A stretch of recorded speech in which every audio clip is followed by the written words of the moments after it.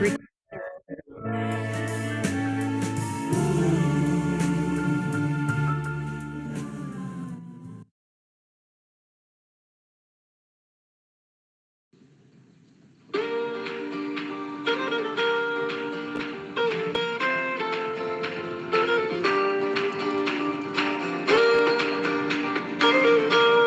direct sur l'île Mode. Shalom à toutes, shalom à tous. On est content de se retrouver comme chaque semaine avec le Rav Yehuda Ben Ishai de la communauté de Emouna Shlema. On va terminer le livre de Bereshit, donc Parashat Vayechi, et le titre qu'a donné le Rav Ben Ishai me dit que peut-être c'est relié à ce qui s'est passé malheureusement hier soir, même si vous avez décidé du titre déjà hier. Le titre, c'est « Retourner à la poussière de la terre ». Et on va parler de la différence entre la terre d'Égypte, la terre d'Israël. On va également parler de la mort. Qu'est-ce que ça signifie de mourir, d'avoir le mérite de mourir en Israël. Et ce cours, bien sûr, est pour les Lou Nishmat Yehuda Dimantman, qui à l'âge de 25 ans a été assassiné hier près de Yishuv de Chomesh. Bechavod, Rav Ben Ishai. Aaron, et shalom à tous et à toutes. Effectivement, comme vient de le dire Aaron, on a malheureusement entendu une nouvelle difficile pour nous et peut-être que la paracha va nous consoler. La paracha va nous consoler parce que la paracha porte le titre de Vayechi. Yaakov se met à vivre Vayechi, de la Shon Chaim, alors que la paracha parle du décès de Yaakov et de ce qu'il va réclamer de son fils Yosef en particulier. Alors, Yaakov sent que les jours de sa fin sur terre approchent et il convoque son fils Yosef. Et il lui fait jurer. Il lui réclame quelque chose de très particulier. On connaît à peu près le récit de ce que Yaakov a exigé de son fils Yosef, mais aujourd'hui on va rentrer un peu plus dans les détails. Alors, il y a 2 versets qui traitent de ça dans le chapitre Mem Zayin. Voilà, merci à Aaron de nous présenter ces versets. On va les lire ensemble. Vayikrevu yemei Israël lamut. Vayikra livno le Yosef vayomer lo. Imna matzati chen be'enecha. Simna yadecha tachat yerechi. Ve'asita imadi chesed ve'emet. Al na tikbereni be'mitzrayim. ושכבתי עם אבותיי, ונסתני ממצרים, וקברתני בקבורתם. ויאמר, אנוכי אעשה כדברך. Alors, les jours d'Israël approchent de la fin et il réclame son fils Yosef. Et il lui dit, si j'ai trouvé grâce à tes yeux, tu vas me jurer. Et tu vas faire avec moi bonté et vérité. Et qu'est-ce qu'il réclame? Al na tigbereni bemitzrayim. Ne m'enterre pas en Égypte.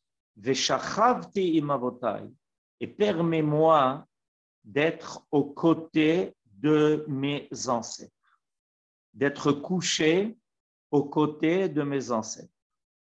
Un satani mimitzrayim, et prends-moi d'ici de l'Égypte, ukvartani bikvuratam, et tu m'amèneras à leur sépulture, là où ils sont eux-mêmes enterrés. Alors, ces 2 versets nous font assister a priori à quelque chose qui semble une double répétition. Pourquoi? Parce qu'à partir du moment où Yaakov réclame de son fils Yosef de l'enterrer avec ses ancêtres, il est évident qu'il lui demande donc de ne pas le laisser en Égypte. Première répétition. Pourquoi est-ce qu'il a besoin de préciser Al-na tikbereni b'Mitzrayim, ne m'enterre pas en Égypte, Veshachavti mavotai, et fait que je sois couché avec mes ancêtres. Mais il y a une autre répétition. Alors qu'il a déjà dit ne m'enterre pas en Égypte, il revient dans le Pasuk Lamed et il réclame une satani Mitzrayim, transporte-moi de l'Égypte. Par deux fois, Yaakov va évoquer sa volonté de surtout ne pas rester en Égypte. Et par deux fois, il va réclamer de Yosef d'être enterré avec ses ancêtres. Veshachavti imavotai ukvartani bikvuratam. Au début du pasuk Lamed et par la suite à nouveau, et tu m'enterreras dans leur sépulture. Alors il est clair qu'il y a ici un message. Le message de Yaakov, c'est ce message que nous voulons essayer de comprendre aujourd'hui. Pourquoi Yaakov insiste-t-il tellement sur l'idée de ne pas rester en Égypte et d'être enterré avec ses ancêtres, ce qui a priori découle l'un de l'autre.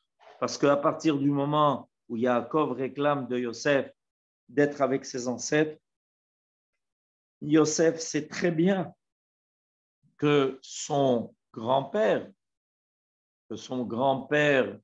Yitzhak et son arrière-grand-père Abraham, il sait très bien qu'ils sont à Hebron, qu'ils sont à Maharat, à Marpella. Alors pourquoi cette insistance? Pour comprendre cela, nous devons commencer par une étude concernant ce que Yaakov sait déjà. Et pour ça, on a besoin du Rashi qui va nous parler de l'inquiétude de Yaakov. Merci à Aaron. Il nous présente le Rashi. Al-na tikbereni b'Mitzrayim. Je te supplie, ne m'enterre pas en Égypte.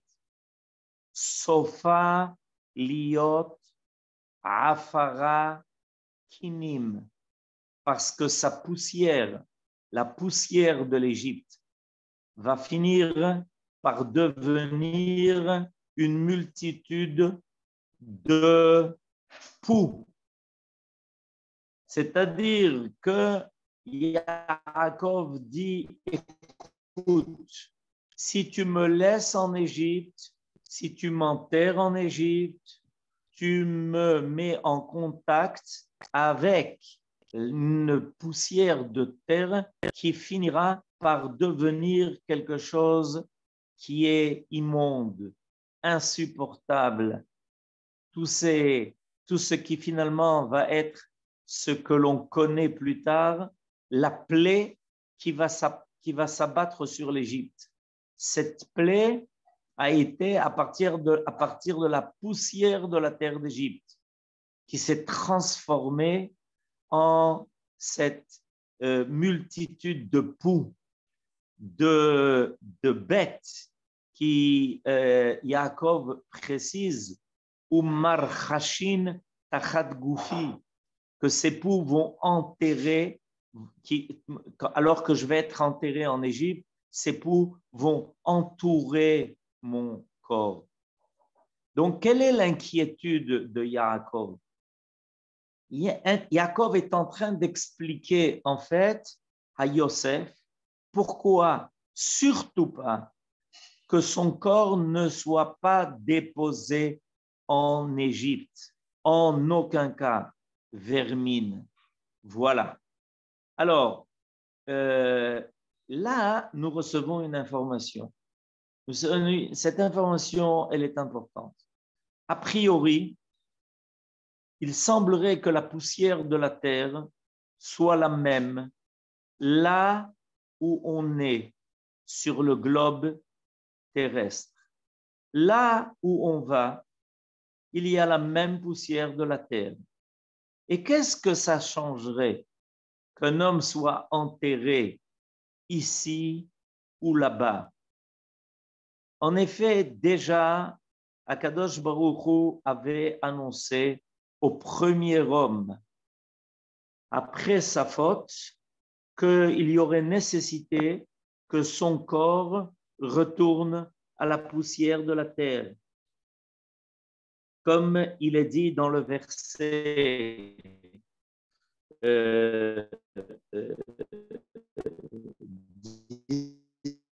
19 du chapitre, il dit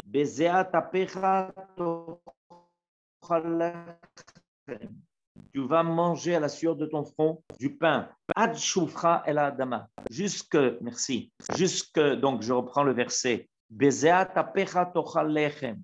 Ad shufra el adama. Jusqu'à ce que tu retournes à la terre. Ki mimena lukarta. Parce que c'est d'elle que tu as été pris. Ki afarata ve el afar tashuv. Parce que tu es poussière et tu retourneras à la poussière. Quelque chose qui est tellement connu. Alors ici, ce verset semble indiquer qu'il y a un même sort pour les hommes du monde entier. Qu'un homme vient de la poussière de la terre et qu'il repart de là où il est venu. Ki afarata vel afar tashuv. Or, Yaakov nous révèle un secret. Il le révèle à son fils Yosef. La poussière de l'Égypte est une poussière qui ne donne aucun espoir. C'est une poussière qui va se transformer en vermine. Et cette poussière-là, ceux qui y sont enterrés vont souffrir, comme c'est déjà indiqué dans les maximes de nos pères. C'est un enseignement intéressant. Marbe Bassar, Marbe Rima.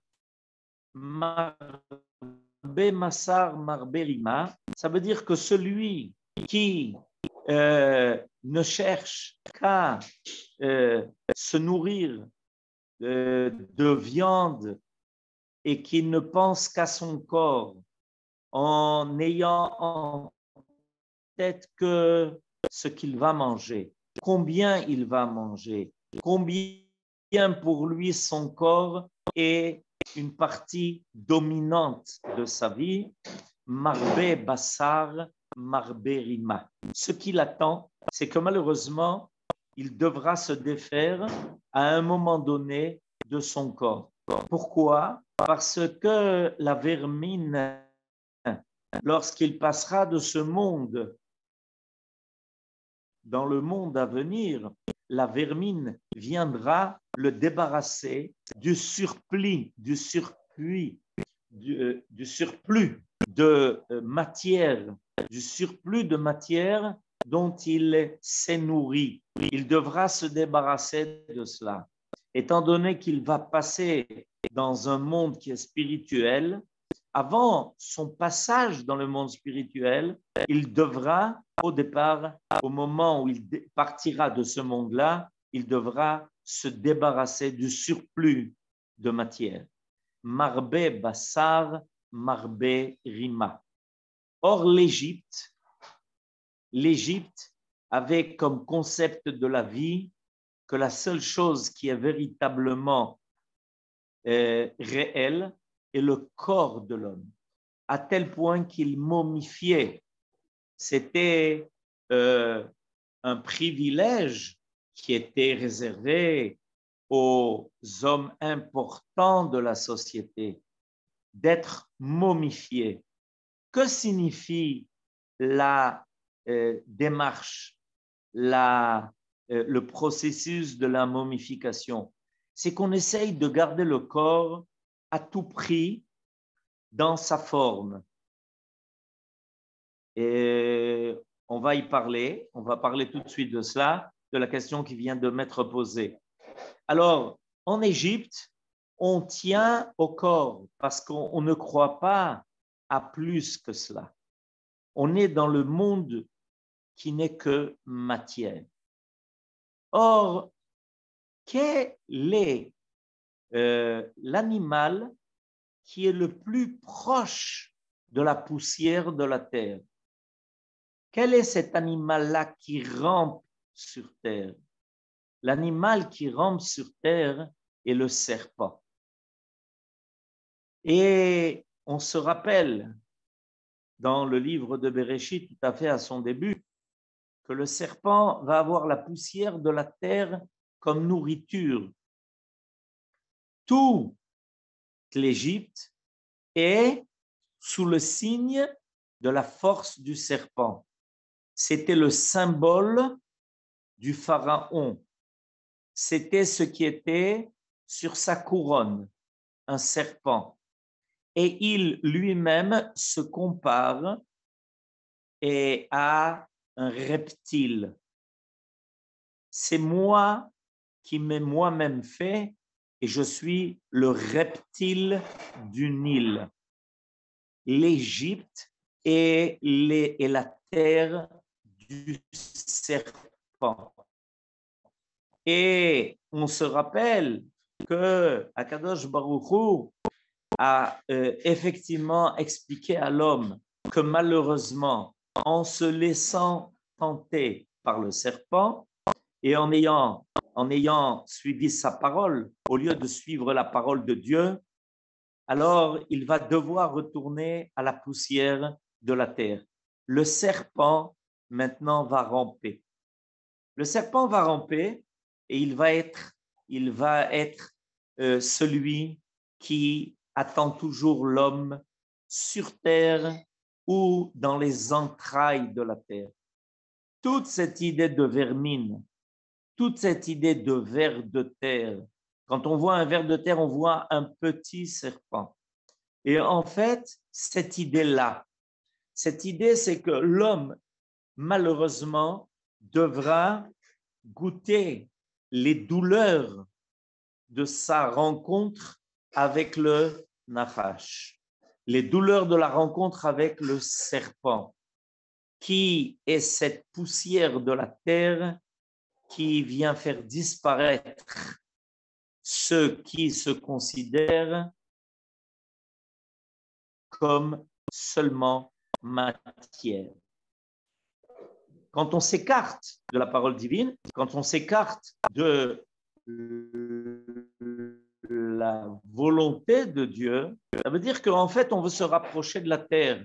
On veut être encore plus proche de la terre, au lieu de s'élever vers quelque chose d'idéal, quelque chose de sublime. L'homme a en fait cette distance. Il doit vivre cette tension qui existe entre les cieux et la terre. En entendant le serpent, en étant à son écoute et en suivant ses conseils, alors on a décidé de quitter les cieux pour ramper sur terre. Et Yaakov est en train d'expliquer à Yosef, son fils, surtout, ne me laisse pas en Égypte, même provisoirement, même momentanément. Je ne veux en aucun cas goûter le goût du serpent.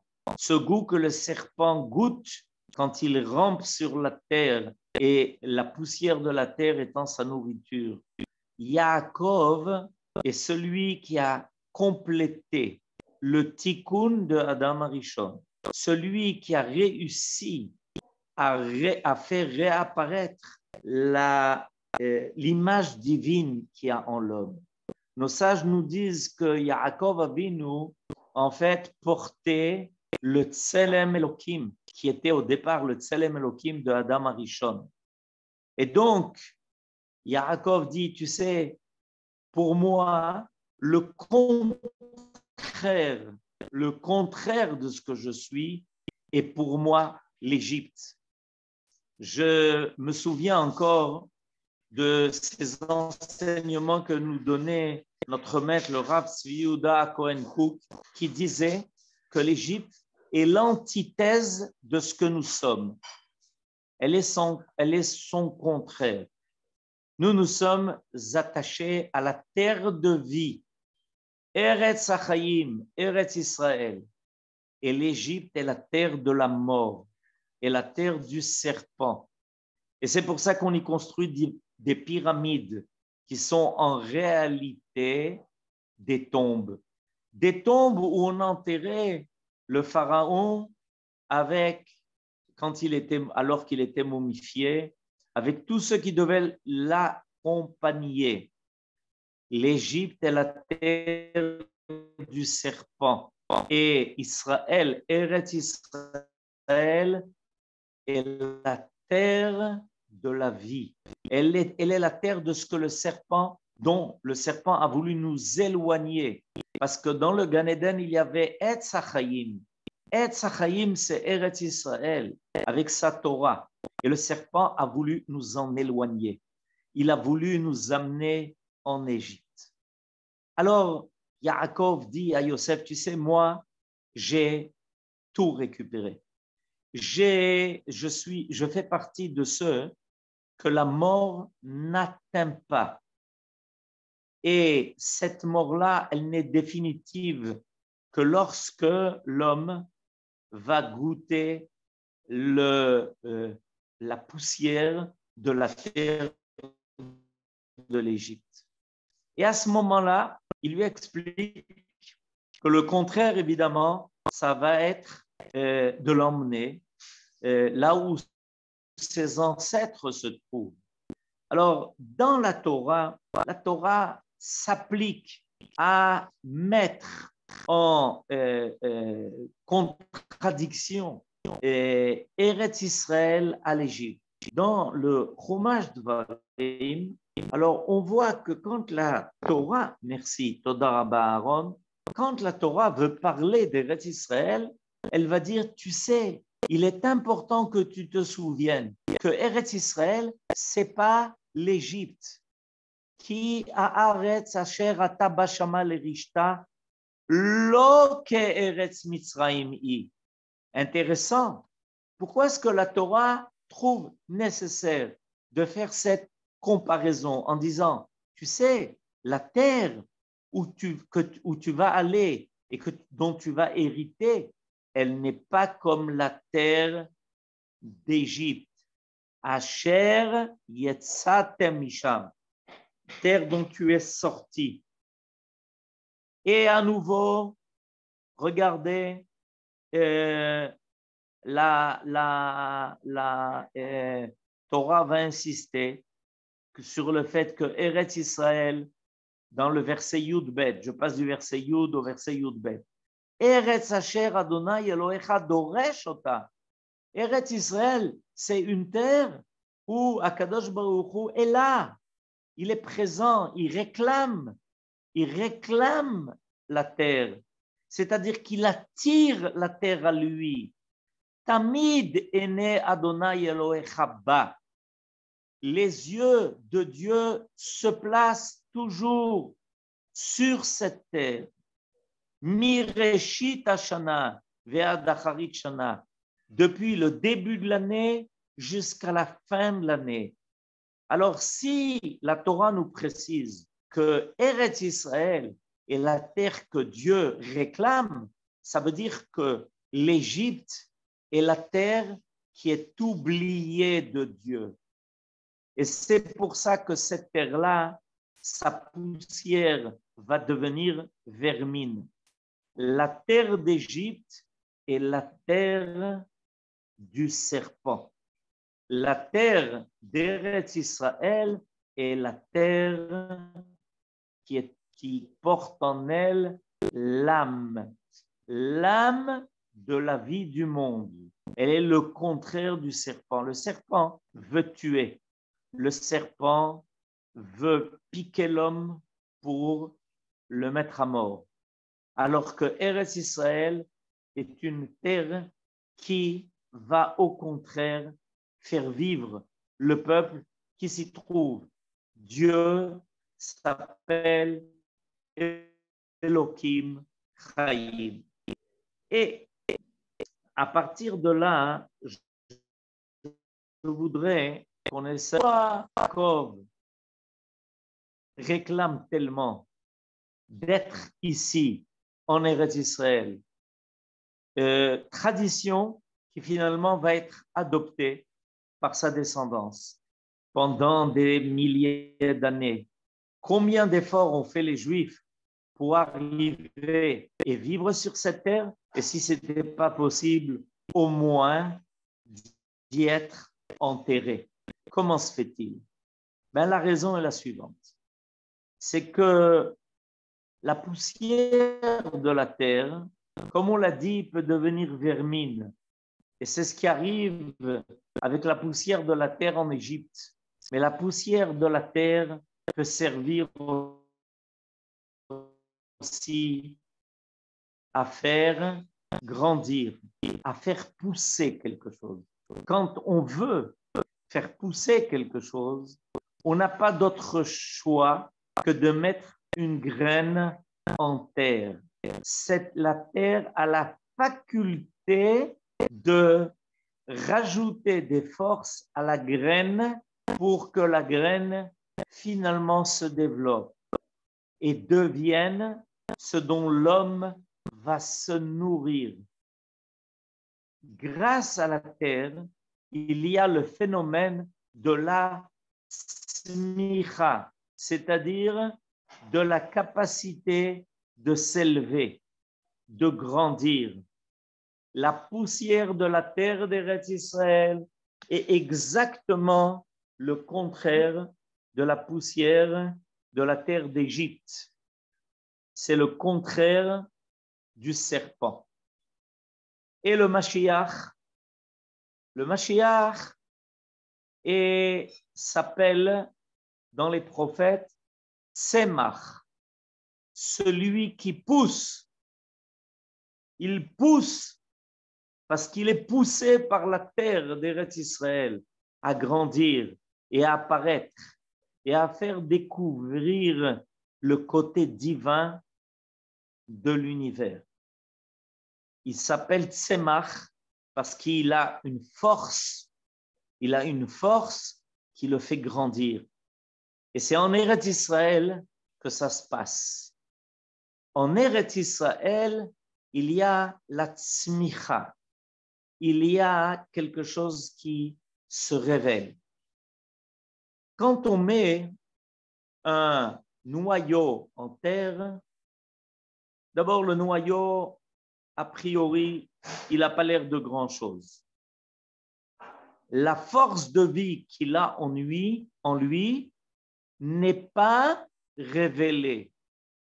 Et la terre non plus va recouvrir ces graines qui vont être mises en elle. Ce noyau qui va être planté dans ses entrailles. Et voilà que tout d'un coup, la terre arrive à faire découvrir les forces de vie qui se cachaient dans les graines, dans le noyau du fruit. Et elle va lui donner cette capacité de grandir, de s'élever, de devenir un arbre qui peut avoir des mètres et encore plus que cela de hauteur, qui va permettre à l'arbre de donner ses fruits, de révéler toutes les forces qui se cachaient dans ce noyau ou dans les graines qui ont été mises en elle. Donc, on a ici quelque chose de très particulier. Dans les versets qu'on a cités tout à l'heure, dans le Chumash Dvarim, dans la Parashat Ekev, il s'avère que la Torah nous révèle cela en disant, sache une chose, sache que la terre d'Eretz Israël est une terre qui fait pousser, est une terre qui fait grandir, est une terre qui fait apparaître les forces de vie qui sont la poussière de la terre de l'Égypte est là pour faire disparaître la vie. Et la terre elle-même de l'Égypte va devenir vermine. Elle va manger. Alors il y a une terre qui mange ses habitants, qui mange ceux qui sont en elle, et il y a une terre qui fait grandir les forces de vie de ceux qui se trouvent sur elle. Alors Yaakov est en train de dire à son fils Yosef, si tu me mets en Eretz Israël, alors sache une chose, ça me permettra de rester en vie. Plus que cela, ça me permettra de grandir, ça me permettra de voir comment de moi va sortir un peuple, une famille entière et un peuple entier. Et ce peuple-là va avoir les capacités de grandir, de ne jamais se terminer. Il va devenir un peuple éternel parce qu'il aura goûté à la force de cette terre de vie. Il y a en Eretz Israël ce que l'on a dit tout à l'heure, Etz Hachaim, l'arbre de vie. Et évidemment, la Torah qui nous a été donnée s'appelle aussi une Torah de vie, que l'on peut vivre complètement et totalement que lorsqu'on est ici, en Eretz Israël. Alors voilà que Yaakov dit à son fils, donc Yosef, un double message. Le premier message, ne me fais pas goûter en quoi que ce soit la mort de cette terre-là, qui est l'Égypte, cette poussière qui va se transformer en vermine. Je ne veux pas rencontrer le serpent, parce que moi, j'ai ramené l'homme à sa stature, à la stature qu'il avait connue, qu'il avait eue avant d'avoir fauté. Ne me convient que cette terre qui est une terre où je vais vivre à jamais. En fait, je vais être avec mes ancêtres dans Marat HaMachpelah, à Hebron, et de là-bas, je vais vous suivre, mes enfants, mes petits-enfants, ce peuple qui va bientôt complètement hériter de sa terre et qui va être un peuple qui finalement montrera à l'humanité comment on peut surmonter la ruse du serpent qui a voulu entraîner l'homme avec lui au bas du sol, au ras du sol, une poussière qui ne le fait pas vivre. Et moi, et Yaakov, je réclame de toi, Yosef, de m'y ramener. Et on sait que nos ancêtres sont vivants. Ils nous suivent. La paracha de cette semaine est la paracha de Vayechi, la vie de Yaakov, qui va bénir ses enfants et par là toute sa descendance. Nous sommes le peuple descendant des fils de Yaakov qui ont reçu la bracha. La bracha, c'est une force de vie qui nous anime. Alors, malheureusement, comme on l'a dit au début de notre cours, nos ennemis portent atteinte à ce qui a leurs yeux et la vitalité de notre peuple. en s'attaquant et en faisant des victimes, et aussi bien dans leur corps que dans leurs âmes. Mais ils ne se rendent pas compte qu'en s'attaquant aux enfants de Yaakov, et même si ces enfants, malheureusement, se retrouvent dans la poussière de la terre d'Eretz Israël, ça les ramène à une qualité de grandir, d'être encore plus vivant. Et au contraire, la terre d'Eretz Israël va faire apparaître cette force d'âme qui fait qu'à chaque fois qu'un des enfants de Yaakov est touché, les enfants de Yaakov vont se renforcer, vont grandir, vont être capables de faire apparaître le bien, là où les autres ont voulu faire apparaître le mal. Que les enfants de Yaakov vont développer la culture de l'arbre de la vie, Etz HaChaim, là où les autres ont voulu faire apparaître le Nachash. Je disais tout à l'heure que le Mashiach s'appelait Tzemach. Le Mashiach s'appelait Tzemach parce que, évidemment, il grandit à partir de cette terre et il grandit à partir des forces de vie du peuple d'Israël qui vit sur cette terre. Et bien, on nous a révélé que le mot Mashiach et le mot Nachash ont exactement la même valeur numérique. Aussi bien le mot Mashiach que le mot Nachash pour nous dire que le but du Mashiach, c'est précisément de nous libérer de l'emprise du Nachash. Alors que les Égyptiens, finalement, vont disparaître complètement engouffrés dans leur matière et dans la mer. Ils vont évidemment quitter la vie. Nous allons nous rapprocher. Merci à Aaron de nous montrer ce texte qui va conclure notre cours. Nous allons nous rapprocher de Har Habayit. Nous allons nous rapprocher du Beth Amikdash. Et je lis ce que nous dit ici le Rambam Maïmonide. Ou Masoret Beyad Hakol. Il y a une tradition qui se trouve transportée chez tous.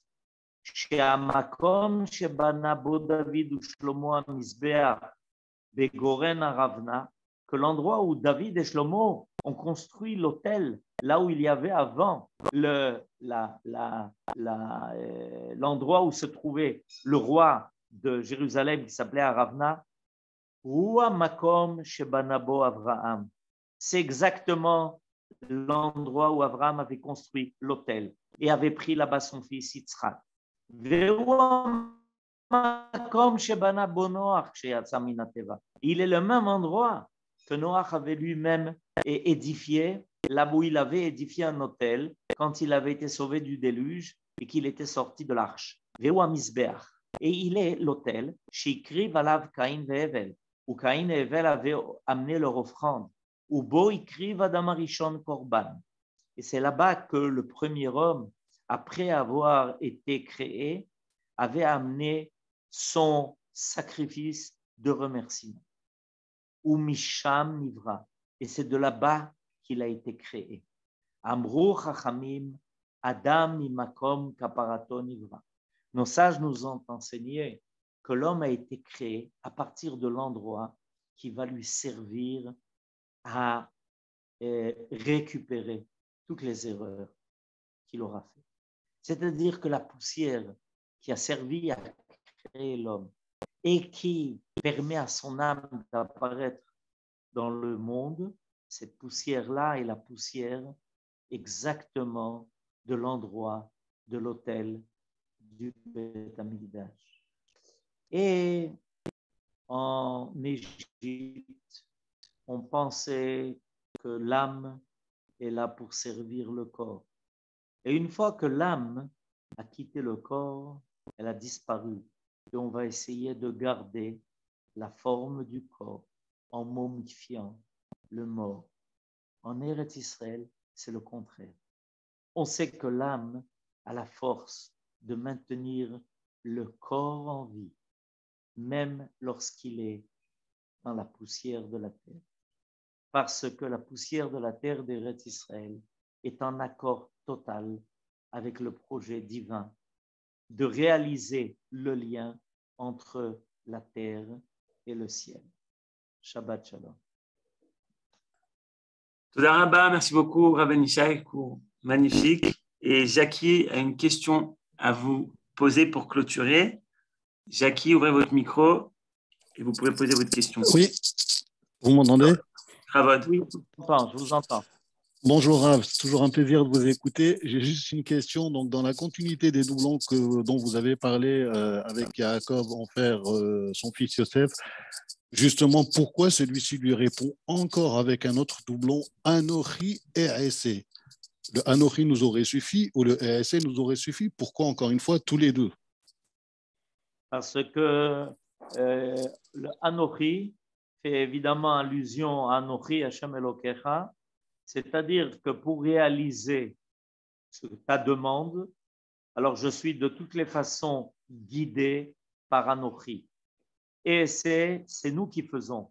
Mais celui qui nous inspire et qui nous aide à surmonter tous les obstacles et toutes les difficultés, c'est Anochi. Ne t'inquiète pas, mon père. Anochi est avec moi pour réaliser ce que je suis en train de te promettre. Comme il avait répondu, Ke'atachat Elohim Anochi. Exactement. Merci. Adakou Baruch, merci beaucoup, Rabbi Ishai. Merci à tous. On finit en chanson, puisque c'est la paracha de Birkat Kohanim, Isimach Elohim, Kisara, Kara Chavida, etc., Kifrem, Kimenaché, avec Avram Fried. Shabbat Shalom, Rabbi Ishai. Shabbat Shalom à tous. Shabbat Shalom. Toda Rabba à tout le monde. Shabbat Shalom. Shabbat Shalom les Koulam. Shabbat Shalom, Arav. Shabbat Shalom. Shabbat Shalom. Shabbat Shalom, Omer. Merci pour ce beau cours. Shabbat Shalom. Toda Yohan. Shabbat Shalom, Toda Rabba. Shalom. Shabbat Shalom. Shabbat Shalom. Shabbat Shalom, Toda Rabba. Gam la Hamoudat, Toda Rabba.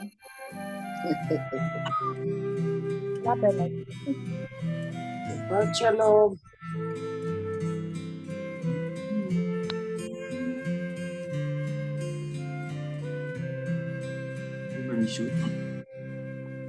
Yisimcha Elokim ke'Efraim B'chim Menashe Na na na na na na na na na Yisimcha Elokim ke'Efraim B'chim Menashe Na na na na na na na na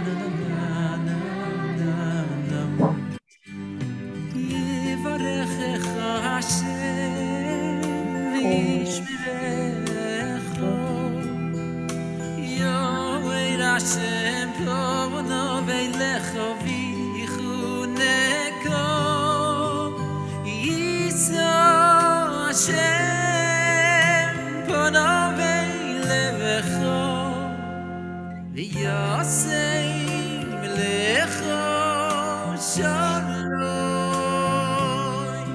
Naya Yivarechecha Hashem v'yishmerecha Yoel Hashem pono v'eilecha